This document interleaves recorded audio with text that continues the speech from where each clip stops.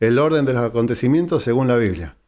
Recuerden este título que es el que le da nombre a toda la serie de estos mensajes y son los acontecimientos futuros, lo que vamos a ver desde hoy para adelante o lo que ya estamos viendo, de acuerdo a lo que dice la Biblia. Esto es solamente lo que dice la Biblia y vamos a ver hoy específicamente lo que es la salida de la iglesia, el arrebatamiento. El arrebatamiento es algo muy importante que tenemos que saber y entender porque es algo que va a ser muy próximo. No sabemos cuándo, ya repetimos en las 3 clases anteriores, en las 3 reuniones anteriores, repetimos que no sabemos ni el día ni la hora, pero sí sabemos las épocas, los tiempos y ya comprobamos con muchos textos bíblicos y también con la realidad de nuestra historia humana, comprobamos de que se están cumpliendo todas las cosas, que esto que viene, que es el arrebatamiento, va a ser muy próximo, también muy próximo lo que es la gran tribulación, falta muy poco, así que por eso es tan importante esta enseñanza. Y hoy vamos a hablar del arrebatamiento. Uso esta palabra porque es la que está en la Biblia, también podemos decir la salida de la iglesia, que también es una forma que a mí me gusta decirlo. Arrebatamiento es una palabra que usa el apóstol Pablo, y esta palabra arrebatar viene de una palabra griega que es arpazo.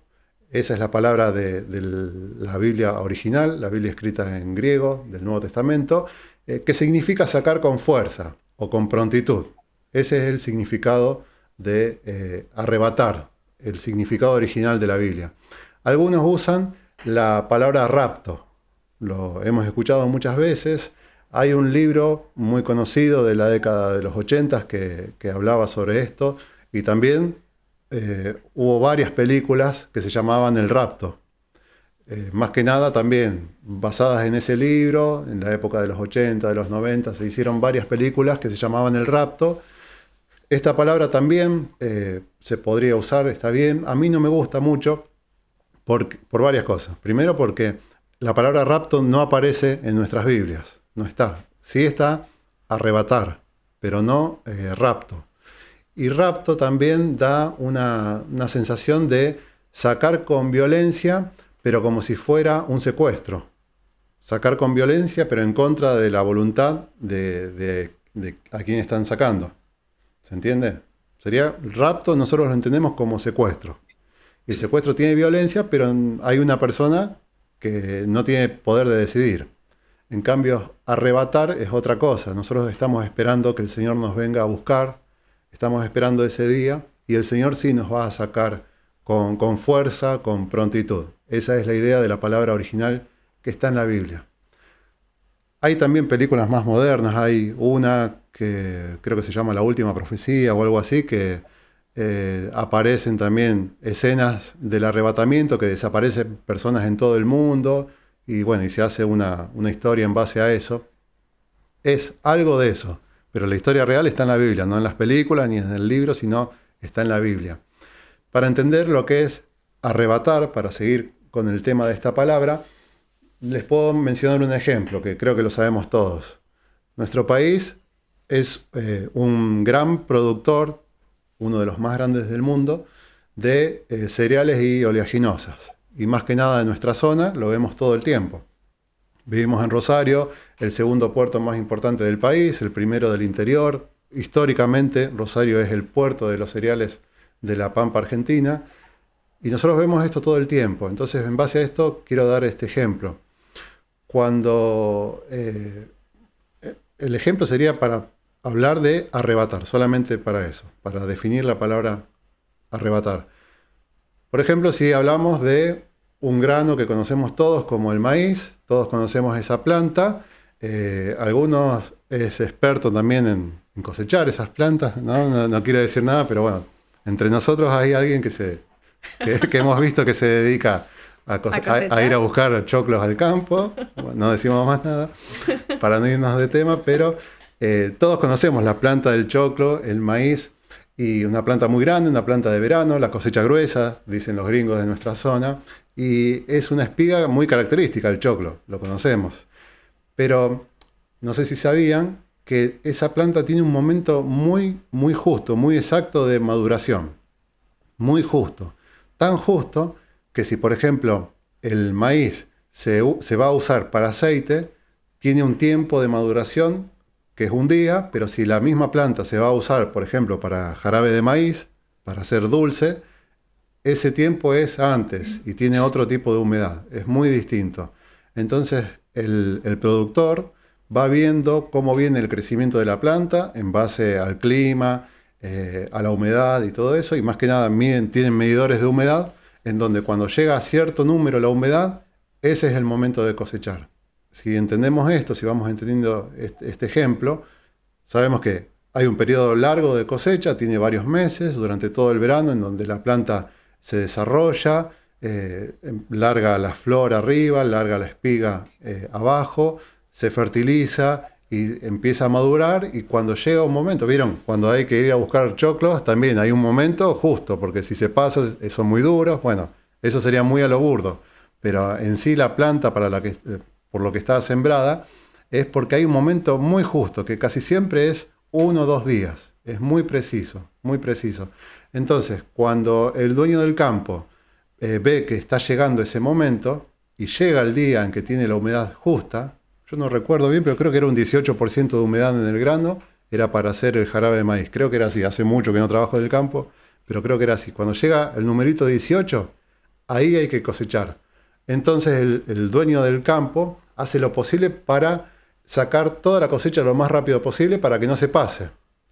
Y muchas veces cuando nosotros vivimos en el pueblo, cuando trabajamos en el campo, vimos que empieza a cosechar y al otro día hay lluvia y no puede entrar la máquina, o a veces vimos, una vez nos pasó, cuando empezó la cosecha del maíz, cayó piedra, que fue, bueno, la piedra esa grande que cayó acá en Rosario, en los campos también cayó, y la piedra arruinó toda la cosecha, todo el proceso de la cosecha lo arruinó, quedaron los palitos del maíz nomás. Entonces es algo que también pónganse en la cabeza del dueño de la cosecha, del campo, o el que está alquilando el campo, el dueño de la producción, el apuro que tiene para cuando llega el momento de que la planta está, el apuro que tiene por sacarla. Ese apuro es tan grande que, por ejemplo, habrán visto en el campo cuando se viaja, ver trabajar varias cosechadoras en el mismo lote. En un mismo lote se ven 4, 5, 6 cosechadoras trabajando a la par. Eso es por el apuro de que hay que sacarlo en ese momento. También pasa con la soja y con otros cereales. Es la necesidad de sacar la cosecha rápido, porque la cosecha está lista. Bueno, si entendemos ese ejemplo, entendemos lo que es la palabra arrebatar. El productor está arrebatando la cosecha, porque está lista. ¿Se entendió? Esa sería la idea de la palabra arrebatar de la Biblia. Entonces, esa sería sacar con fuerza. Eso sería sacar con prontitud. Ese es el ejemplo que nos da la Biblia acerca del arrebatamiento.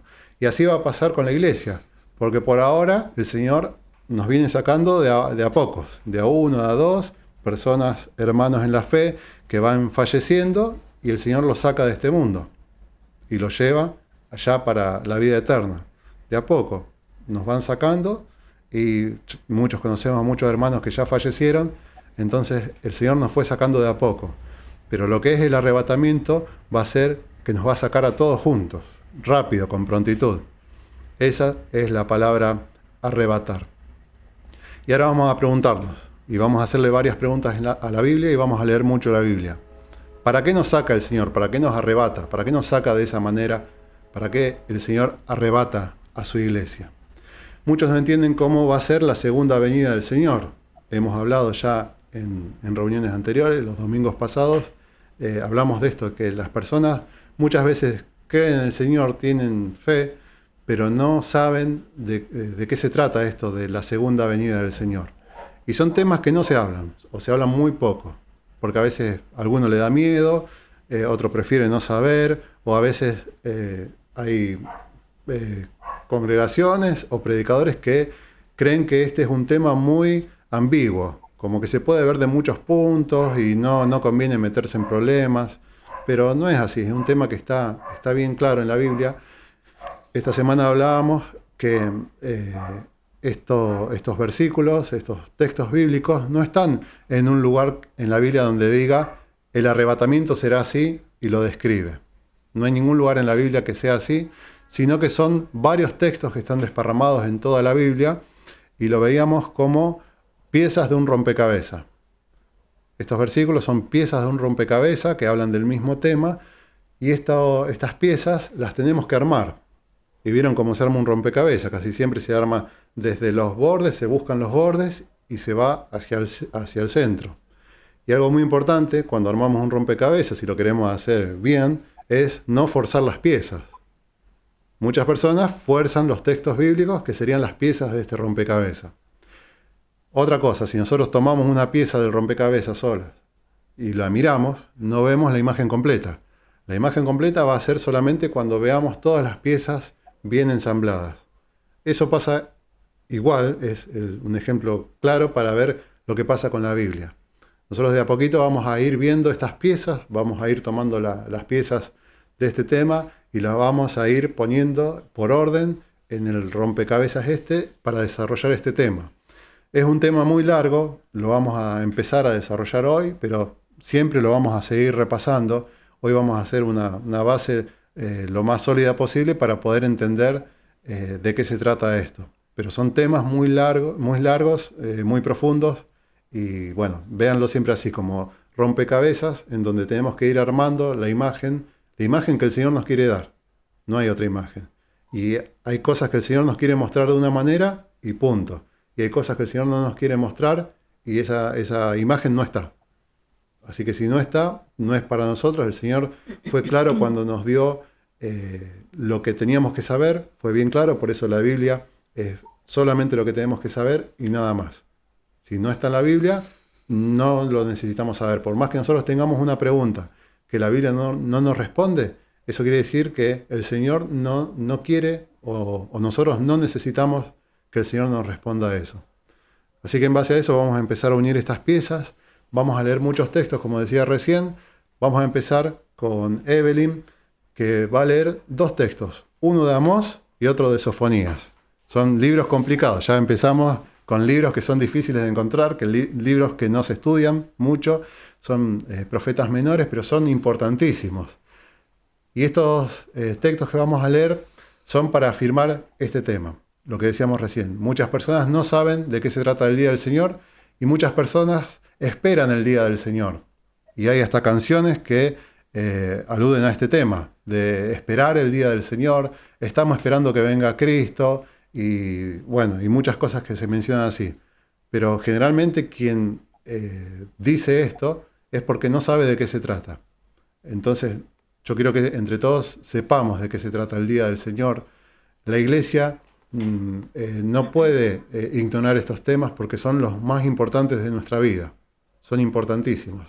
Así que, con respecto a esto del Día del Señor, vamos a ver de qué se trata y vamos a ver si lo estamos esperando o si no lo estamos esperando. La Biblia es muy clara. Evelyn va a leer Amós 5, 18 al 20. Dice, hay de los que desean el día de Jehová. ¿Para qué queréis este día de Jehová? Será de tinieblas y no de luz, como el que huye de delante del león y se encuentra con el oso. O como quien entrare sin casas y apoyare su mano en la pared y le muerde una culebra. ¿No será el día de Jehová tinieblas y no de luz oscuridad que no tiene resplandor? Ahí ya está hablando de que va a ser terrible.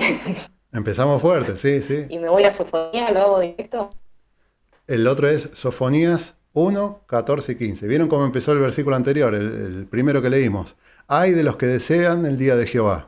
Empezamos bien fuerte. Sí. Cercano está el día grande de Jehová, cercano y muy próximo. Es amarga la voz del día de Jehová, gritará allí el valiente. Día de qué día de angustia y día de alboroto y de asolamiento, día de tinieblas y de oscuridad, día de nublado y de entenebrecimiento. Entenebrecimiento, sí. Tenebroso también. Exacto, ahí está. ¿Vieron? Estamos viendo de qué se trata el día de Jehová. ¿Están esperando el día de Jehová? Tenemos más. Bruno tiene un texto para leer. Joel 2:11, la última parte del versículo. Porque grande es el día de Jehová y muy terrible. ¿Quién podrá soportarlo? Bien. Cari va a leer también el profeta Isaías capítulo 2, versículo 12. Porque día de Jehová de los ejércitos vendrá sobre todo soberbio y altivo, sobre todo enaltecido, y será abatido. Evelyn va a leer también en Isaías el capítulo 13, versículo 9. Dice así. He aquí el día de Jehová viene, terrible y de indignación y ardor de ira, para convertir la tierra en soledad y raer de ella a sus pecadores. Yo voy a mencionar, para no seguir leyendo, hay muchos más textos bíblicos acerca de esto, pero yo voy a mencionar Jeremías 46:10, en donde dice que será un día de venganza, y también dice día de espada ensangrentada. Joel 2:31 dice que será el día espantoso de Jehová. Miren cómo lo dice la Biblia, cómo lo menciona la Biblia, y muchas veces no sabemos de qué se trata el día del Señor. El día del Señor, el día de Jehová, esto es lo que menciona la Biblia acerca de este tema, tan importante, ¿eh? El día de Jehová va a ser un día espantoso, terrible, de indignación, de venganza. Dice que va a ser humillado el soberbio, va a ser muy terrible, dice Joel. Decía también Amós, ay de los que desean el día de Jehová. La Biblia es muy clara acerca de este tema. El día de Jehová va a ser terrible porque van a ser los juicios del Señor. Los juicios del Señor que van a ser derramados en la tierra y va a ocupar todo el espacio de la tierra. Nadie va a poder escaparse de los juicios de Jehová. Y nosotros somos la iglesia del Señor. Y el Señor va a sacar a su iglesia antes de comenzar sus juicios. Ya lo mencionamos la semana pasada. Jesús decía, será como en los días de Noé, dijo Jesús. Y nos dejó ahí entrever de que si será como en los días de Noé, entonces, cuando llegó el juicio en los días de Noé, los que aceptaron el mensaje de salvación ya estaban en el arca. Ya estaban en el arca, estaban a salvo. Y no padecieron el juicio de Dios sobre toda la tierra, que fue el diluvio. Solamente los que aceptaron el mensaje de salvación, el mensaje de Noé, el pregonero de justicia, solamente ellos fueron los que fueron librados del juicio, de los juicios del Señor a través del diluvio en ese caso. Así que de la misma manera, en la Biblia vemos y creemos y entendemos esto, de que el Señor va a sacar la iglesia y no va a pasar la iglesia por estos juicios. Yo voy a leer un texto más que es nuestra esperanza. Esta es nuestra esperanza. Ya lo hemos leído, pero lo voy a reiterar. Primera de Tesalonicenses 5:9 dice así: porque no nos ha puesto Dios para ira. Esa frase es importantísima. No nos ha puesto Dios para ira, sino para alcanzar salvación por medio de nuestro Señor Jesucristo. Importantísimo este texto, es clarísimo. Lo que serán los juicios de Dios sería, estos son sinónimos, el día de la ira, el día del Señor, los juicios del Señor, la gran tribulación, la angustia de Jacob. Son todos términos bíblicos, vamos a encontrar varios términos de este estilo, que son referidos a este periodo de tiempo, el periodo de los juicios de Dios a la humanidad. Eso es lo que nos enseña la Biblia con todas estas palabras. Así que ya saben, cuando vean día del Señor, día de Jehová, angustia de Jacob, como lo dice Jeremías, gran tribulación, la ira de Dios, todo esto hace referencia a un espacio de tiempo que será lo que vamos a desarrollar la semana que viene, Dios mediante. El tema de la ira o la gran tribulación es algo que lo vamos a entender bien después, pero no nos queremos adelantar mucho. Pero para comprender un poquito de qué nos salva el Señor, siempre es importante saber de qué somos salvos, tenemos que mencionar esto. Ahí en lo que es la gran tribulación, será el periodo ese de 7 años. Yo tengo para mostrarles, no sé si lo pueden ver, es la línea histórica que usamos siempre, en donde el primer periodo es la iglesia, inmediatamente después viene la ira, que es la ira, la gran tribulación, el día del Señor, es un periodo de 7 años, y después el milenio. Esta es la línea histórica que siempre vemos, y nosotros estamos acá, estamos sobre el final de la época de la iglesia. Después del final de la época de la iglesia, que es la salida, el arrebatamiento, la salida de la iglesia de este mundo, comienzan los juicios de Dios sobre la tierra, la ira, un periodo de 7 años, que está muy bien descrito en Apocalipsis, en toda la Biblia, pero más que nada en Apocalipsis, en los profetas menores, en Daniel. Ahí vamos a ver estos temas que son, por ejemplo, cuando habla del anticristo, del falso profeta, del 666, que es el número de la bestia. También vamos a ver los juicios de Dios que se van a derramar en la tierra, que son los que encontramos en Apocalipsis. Los sellos, las copas, las trompetas, los 4 caballos de distinto color que aparecen en Apocalipsis. Todo eso son juicios de Dios a la humanidad, que van a pasar en esta época de la historia. Entonces el Señor nos salva de esta época a su iglesia, nos saca. Eso es el arrebatamiento. Vamos a seguir hablando de este tema para confirmarlo con la Biblia y vamos a seguir haciendo preguntas.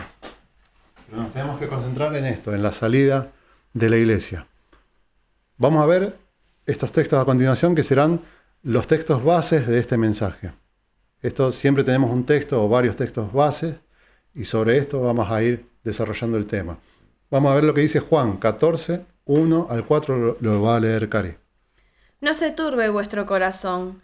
Creéis en Dios, creed también en mí. En la casa de mi Padre muchas moradas hay. Si así no fuera, yo os hubiera dicho, voy pues a preparar lugar para vosotros. Y si me fuere y os prepararé lugar, vendré otra vez y os tomaré a mí mismo, para que donde yo estoy, vosotros también estéis. Y sabéis a dónde voy y sabéis el camino. Y sabéis a dónde voy, dijo Jesús, y sabéis el camino. Eso es el Evangelio. Jesús estaba en la tierra hablando con sus discípulos y nos dejó un mensaje a todos. A todos, para todos es este mensaje. No se turbe vuestro corazón, es la palabra de aliento. Creéis en Dios, creed también en mí, en Jesús. Y acá está hablando de que va a irse de esta tierra. Acá Jesús estaba en la tierra, se iba a ir y va a ir a su lugar, que es el cielo, a preparar lugar. Acá hay muchos que atacan la Biblia y dicen, bueno, ¿cómo va a ir a preparar lugar si ustedes dicen que el cielo es algo infinito, que donde está Dios no hay espacio ni tiempo? Esta es una forma que Jesús tiene para ejemplificar lo que va a hacer. Estamos en dos mundos totalmente distintos, por eso hay que usar comparaciones para que nosotros podamos entender. Del otro lado se entiende todo, pero de nuestro lado estamos llenos de limitaciones. Una de las limitaciones es el tiempo, la otra el espacio y muchas más. Así que no quiere decir que no haya espacio en el cielo, sino Jesús dice que va a preparar lugar. Porque eso sí lo podemos entender. Muchas veces que haya espacio no quiere decir que haya lugar para nosotros. ¿Se entiende? Por ejemplo, reunión de la ONU, de los jerarcas máximos del mundo. Hay una mesa grande, con mucho espacio, con muchas sillas, pero para nosotros ahí no hay lugar. ¿Se entiende? Entonces, que haya espacio no quiere decir que haya lugar para nosotros. Así que el Señor fue a preparar lugar. Y después dice que va a preparar moradas. ¿De qué color son las casas en el cielo? Moradas, decía uno. Pero nosotros en el cielo no necesitamos casas. Esto es algo que lo dice Jesús para que entendamos esto de que va a preparar algo para que nosotros entendamos algo lindo para nosotros en el cielo. Pero en el cielo no va a haber casas para nosotros. No sé cómo se lo imaginan ustedes. Pero si, por ejemplo, en el cielo nosotros no nos vamos a cansar. Así que no necesitamos habitación, porque no necesitamos descansar. No vamos a estar cansados nunca. No vamos a estar enfermos nunca. No vamos a estar sucios nunca. Así que la habitación y el baño no lo necesitamos. No tenemos que ir al baño. No tenemos necesidad para ir al baño. No necesitamos baño. No necesitamos, por ejemplo, abrigo, porque no va a llover, no va a hacer frío, no va a hacer calor. Entonces, ¿para qué queremos la casa? Si la casa es para eso. ¿Se entiende? Yo me imagino el cielo sin casas, como dicen algunos. Morada es una residencia. El cielo va a ser nuestra morada para todos. Todos vamos a estar en el cielo, toda la iglesia y los salvados, la reunión de los salvados, vamos a estar disfrutando de eso que es algo totalmente distinto a lo que conocemos. Así que yo no lo veo como casitas, como barrios. Espero que a mí me toque vivir al lado de tal. No es necesario. La casa pasa a ser algo secundario, algo que es tan importante hoy para nosotros. La casa es la prioridad de nuestra vida casi. La casa, la salud, la familia. Allá no necesitamos porque tenemos mucho más. Así de grande es lo que dice la palabra de Dios. Le voy a pedir a Elida si puede leer primera carta a los Corintios, capítulo 15, 51 y 52. Este es otro texto base referido a este tema.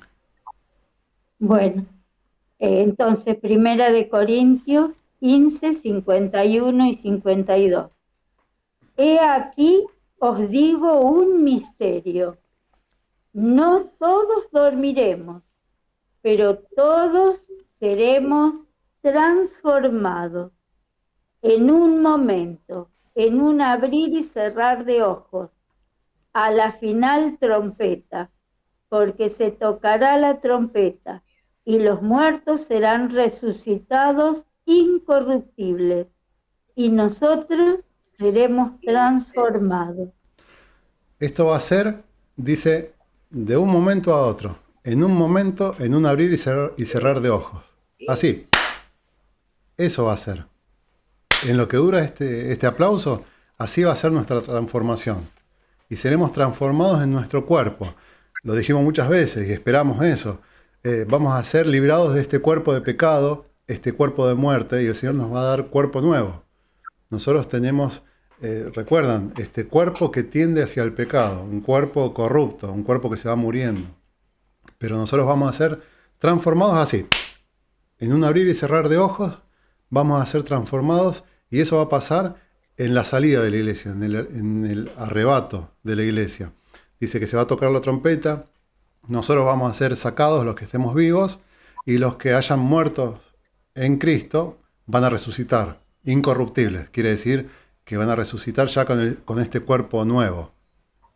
Dice, y nosotros seremos transformados, termina el versículo 52.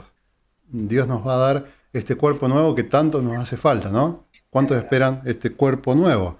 Cuerpo sano, cuerpo que no le gusta el pecado, un cuerpo ya listo, preparado para la eternidad. Ese va a ser el cuerpo definitivo. Este cuerpo que tenemos ahora es un cuerpo para este tiempo, para los años que nos toca estar acá en la tierra.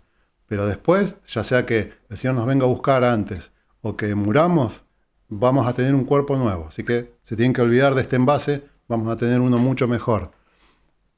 El otro texto base, el último, el tercero, es primera carta a los Tesalonicenses, capítulo 4, versículos 16 y 17, lo lee Cari.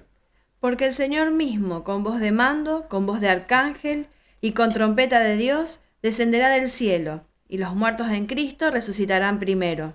Luego nosotros los que vivimos, los que hayamos quedado, seremos arrebatados juntamente con ellos en las nubes para recibir al Señor en el aire, y así estaremos siempre con el Señor. Acá está el arrebatamiento, acá aparece la palabra esta que estamos desarrollando. En el versículo 17 dice, seremos arrebatados. La iglesia será arrebatada, eso es lo que dice Pablo, y acá lo que está contando, lo leíamos ya en las semanas anteriores, es este misterio que el Señor le revela a Pablo. Esto es algo que le reveló el Señor a Pablo. No se lo reveló a los profetas del Antiguo Testamento. No, en el Antiguo Testamento no habla de arrebatamiento porque el Antiguo Testamento, recuerdan, es para el pueblo de Israel. Y el arrebatamiento es para la iglesia, no es para el pueblo de Israel. Estamos en otro tiempo. Y acá el Señor le dice a Pablo que mencione esto, porque recuerdan que los tesalonicenses estaban preocupados porque había muchas historias dando vuelta, muchas personas que estaban confundiendo acerca de estos temas. Por eso Pablo les escribe estas palabras que son de aliento. Entonces Pablo le dice bien claro, seremos arrebatados, seremos sacados. En un momento, en un abrir y cerrar de ojos, como leímos antes en Corintios 15, y acá también dice que va a aparecer la trompeta. Cuando suene la trompeta, el Señor va a descender del cielo. Dice, descenderá del cielo, y los muertos en Cristo resucitarán primero. Otra vez, aparecen los muertos en Cristo que van a resucitar. Pero acá cuando dice descenderá del cielo, no está hablando de que el Señor va a venir a la tierra. En otro texto veíamos que el encuentro sería así. El Señor nos sale del cielo a recibirnos y después vieron que al final dice, del 17 dice, seremos arrebatados juntamente con ellos, con los muertos, para recibir en las nubes al Señor. Dice, para recibir en el aire al Señor, en las nubes. Entonces no es otra venida del Señor esta. No van a ser 3 venidas del Señor, la de Belén, esta, la del arrebatamiento, y la que va a ser después de la gran tribulación. No. El Señor a la tierra 2 veces. Vino en Belén y vendrá como rey. Esto no es que el Señor viene a la tierra, sino que el Señor sale a recibirnos en el aire, en las nubes. Es bien claro el versículo 17. Ahí nos vamos a encontrar con el Señor y dice, y así estaremos para siempre con el Señor. Eso es lo que estamos desarrollando hoy. Esta salida de la iglesia y el Señor que sale a recibirnos en el aire. Estos textos nos dicen claramente que habrá una salida de la iglesia. Esto es algo que todos los creyentes sabemos, que el Señor va a sacar la iglesia. Pasa que algunos piensan que ya va a pasar en un momento, en otro momento de la tribulación. Algunos dicen que al principio, como decimos nosotros. Otros dicen que en el medio de la tribulación. Otros dicen que no, que la iglesia va a pasar la tribulación y será el final. Nosotros creemos y enseñamos que la salida de la iglesia será antes de la tribulación. ¿Por qué decimos esto? Porque lo vemos en la Biblia. Los chicos nos van a ayudar con este tema. Vamos a hacer esta pregunta a la Biblia. ¿Cuándo va a ser la salida de la iglesia? ¿Recuerdan? La gran tribulación, si será antes, si será durante, si será después. Vamos a preguntar a la Biblia a ver qué dice. Doni va a leer primera carta a los tesalonicenses también, 5:9. Sí. Tesalonicenses es una carta que habla mucho de este tema. Dice así: porque no nos ha puesto Dios para ira, sino para alcanzar la salvación por medio de nuestro Señor Jesucristo. Alessandro va a leer Romanos 5:9. Pues mucho más, estando ya justificados en su sangre, por él seremos salvos de la ira. ¿Se va entendiendo? Primero el que leyó Donato decía, no nos ha puesto Dios para ira, sino para alcanzar salvación. Y después Alessandro leyó el final que dice, por él seremos salvos de la ira, por Jesucristo. Los que aceptamos la obra de Jesucristo en la cruz, por su sangre, dice, por él seremos salvos de la ira, de este periodo de tiempo, de la ira de Dios, de los juicios de Dios. Luca va a leer Apocalipsis 3, versículo 10. Luca. Por cuanto has guardado la palabra de mi paciencia, yo también te guardaré de la hora de la prueba que ha de venir sobre el mundo entero, para probar a los que moran sobre la tierra. Ahí está, muy bien. Dice, te guardaré de la hora de la prueba que ha de venir sobre el mundo entero. Este es más claro, porque algunos dicen, bueno, sí, Dios te dice que te va a librar de la ira, pero está hablando que te va a librar del infierno. Te dice que Dios no dice que por él seremos salvos de la ira, pero de la ira del infierno, de la eterna condenación. Algunos piensan esto, pero el versículo que leyó Luca es bien claro porque dice, te guardaré de la hora de la prueba que ha de venir sobre el mundo entero, sobre el mundo. Y los juicios de Dios, estos que aparecen en la gran tribulación, van a ser sobre el mundo.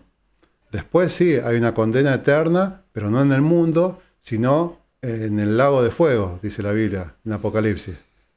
No es el mundo eso, el lago de fuego es la eterna condenación para el diablo y todos sus seguidores. Pero acá es bien claro, dice que nos libra de la hora de la prueba que ha de venir sobre el mundo entero. El Señor nos libra. Bruno va a leer Tesalonicenses, primera carta de Tesalonicenses 1:10. Este versículo también es bien claro. Y esperar de los cielos a su Hijo, al cual resucitó de los muertos, a Jesús, quien nos libra de la ira venidera. Jesús, quien nos libra de la ira venidera. Es bien claro. Jesús, quien nos libra de la ira venidera. Son versículos muy, muy claros, me parece. Podemos entenderlo bien, que el Señor nos libra, y si alguno tiene esta duda de que si la ira era esto de la gran tribulación, o la ira era el infierno, o el lago de fuego, no. Acá ya vimos que la ira de Dios se va a descargar sobre el mundo entero, y el Señor nos libra. Así que nosotros creemos y enseñamos que el Señor nos saca antes de la tribulación, que la iglesia va a ser sacada antes de la tribulación. Hay muchos ejemplos más, no lo quiero hacer muy largo, pero por ejemplo si vemos en Apocalipsis, vemos la revelación que Dios le dio a Juan. Apocalipsis es, otra vez, revelación, como pasó con Pablo, que él tenía una revelación, un misterio revelado, pasó igual con Juan.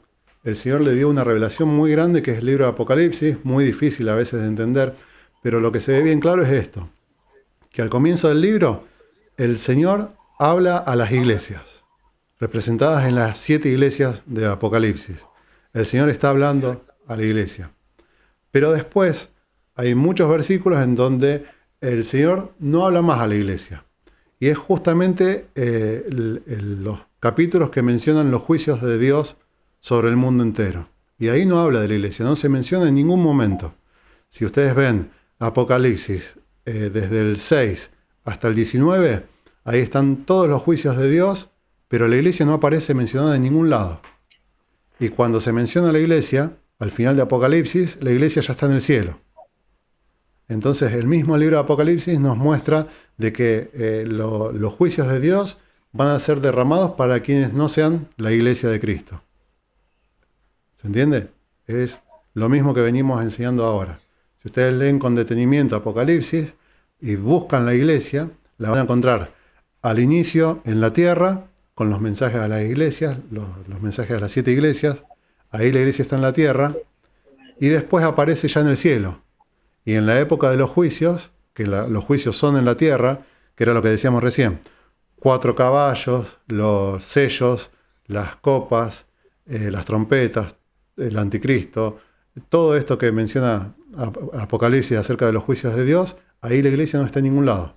Sí menciona al pueblo de Israel, por eso Jeremías dice la angustia de Jacob. Justamente, es algo que va a ser para el mundo entero y va a ser un trato especial de Dios para el pueblo de Israel, la gran tribulación. Un trato bueno, un juicio, pero va a ser un juicio justo, como son los juicios de Dios, y va a ser ese último gran avivamiento que hablábamos la semana pasada. Pero nosotros somos la iglesia, hacemos otra pregunta a la Biblia. ¿Qué tenemos que hacer? ¿Qué nos toca hacer? Mari tiene para leer Tesalonicenses, también va a leer la primera carta a los Tesalonicenses 4:18, y acá nos dice el Señor qué tenemos que hacer. Dice así: por tanto, alentaos los unos a los otros con estas palabras.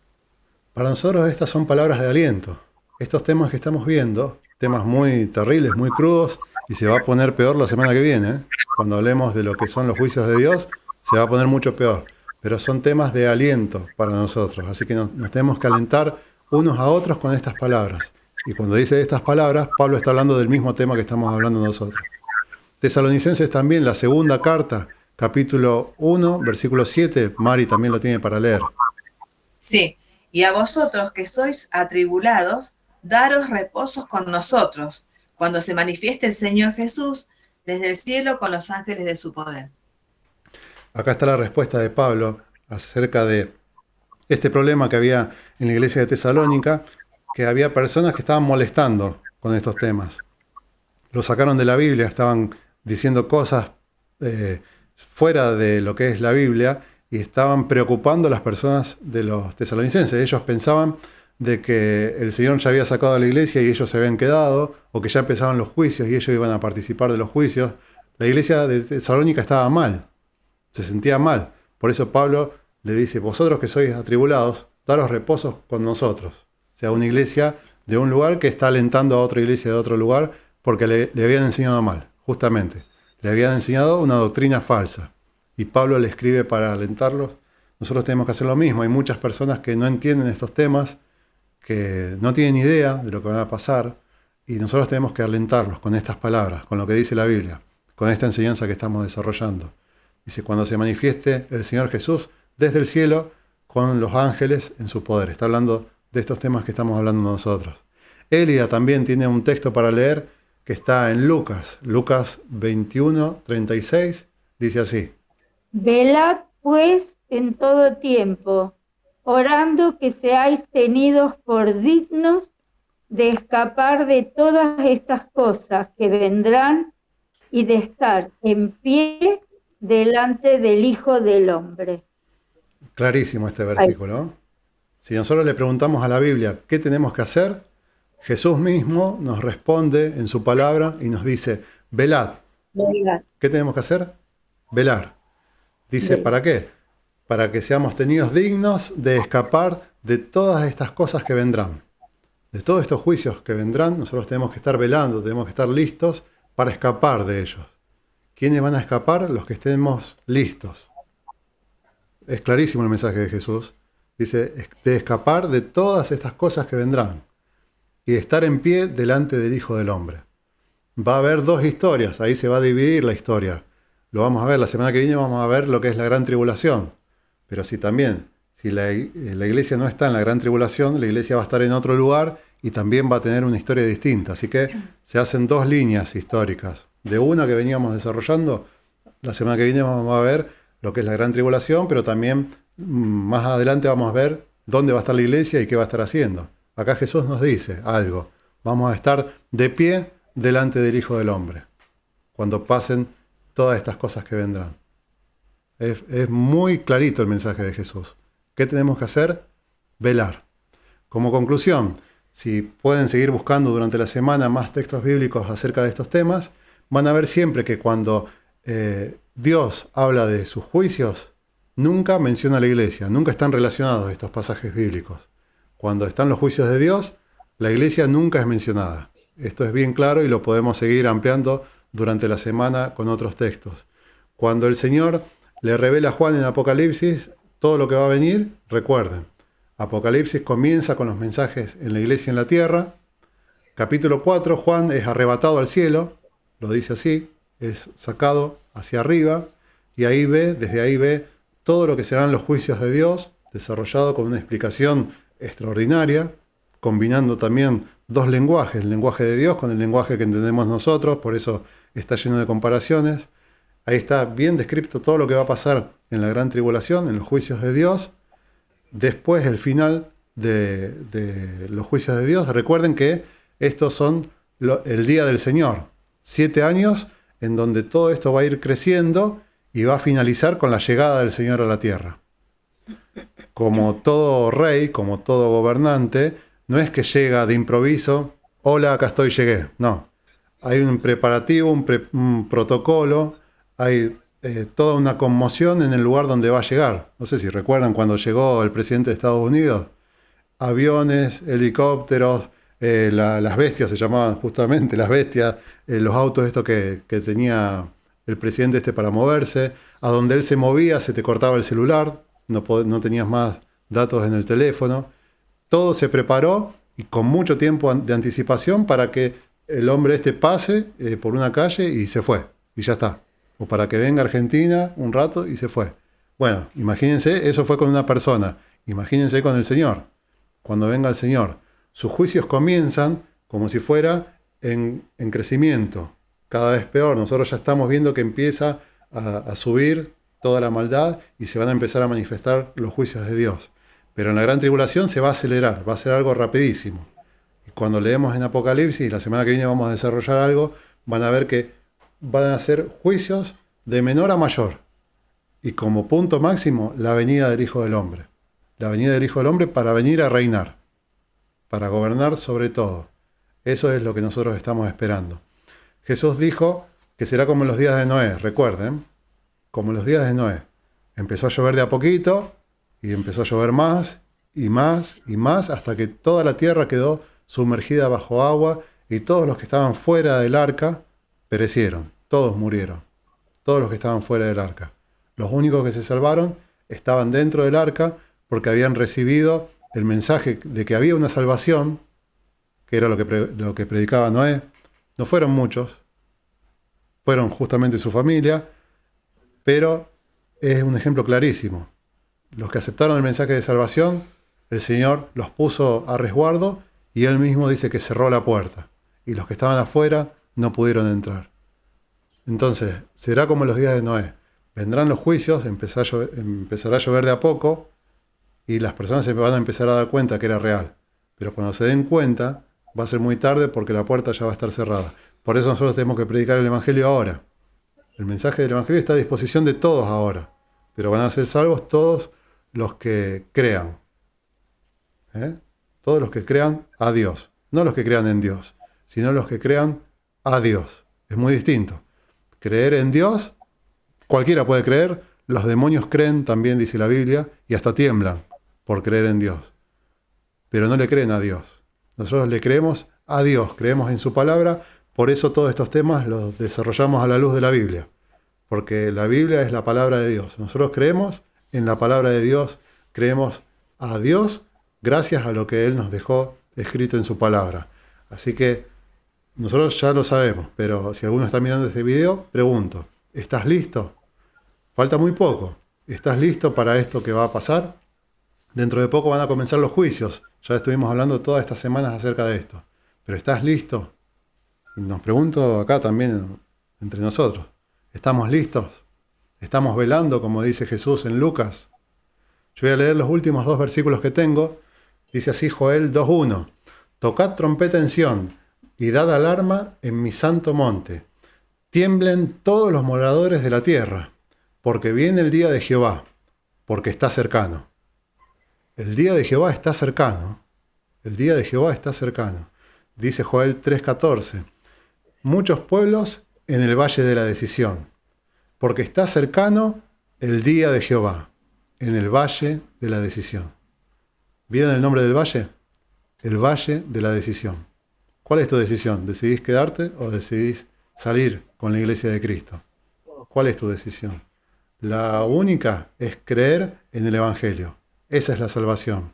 La pasarela, la tabla que se pone para subir al arca de Noé, es creer en el Señor Jesucristo, creerle a Él. Esa es la salvación. Es el único puente entre nosotros y la entrada hacia la salvación, hacia el arca. ¿Crees en Jesucristo? ¿Crees en el Evangelio de Jesucristo? Ese es el mensaje de hoy. Está a disposición de todos, pero no todos se van a salvar. El arca estuvo ahí durante, dice, 100 años, que la fueron fabricando, mientras Noé decía, predicaba el Evangelio, anunciaba que venía el juicio de Dios. El arca estuvo ahí a la vista de todos. Cuando estuvo terminada, la puerta estuvo abierta, dice la historia de Génesis, que entraron los animales. Mucho tiempo la puerta estuvo abierta, estuvo la tabla ahí para subir la rampa hacia el arca. Durante mucho tiempo estuvo a disposición. Pero en un momento se bajó la tabla, se cerró la puerta y ya no podía entrar más nadie. ¿Estás listo para el momento de la salida de la iglesia? ¿Los estás esperando? Ese es el mensaje de hoy.